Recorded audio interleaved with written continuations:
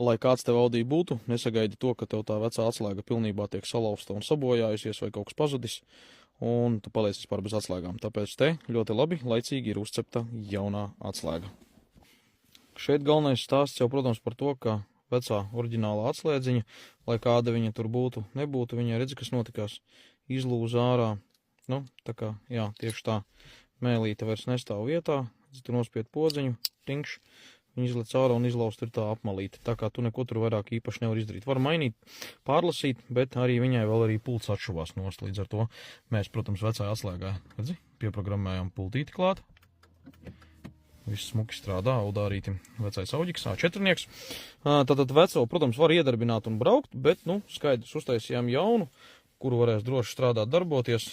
VAG grupas atslēdziņa, tā, kas ir universālā, principā viņa der gan Volkswageniem, gan Audi, tātad Seatam, Škodai,